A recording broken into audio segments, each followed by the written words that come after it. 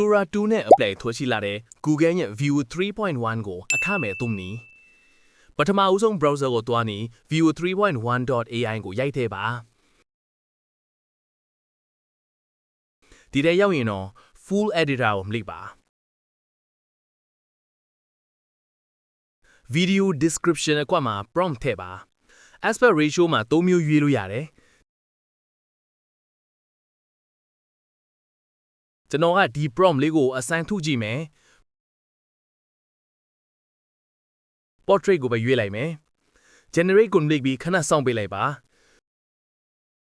သူပြောတာကတော့4မိနစ်ကနေ10မိနစ်ထိစောင့်ရမယ်လို့တော့ပြောတယ်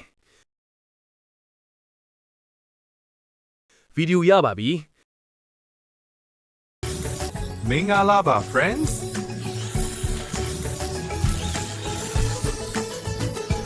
Happy to see you. download လုပ်ချင်ရင်တော့ဒီ asset 3 set ကိုနှိပ်ပြီး download ဆိုတာလေးနှိပ်လိုက်ပါ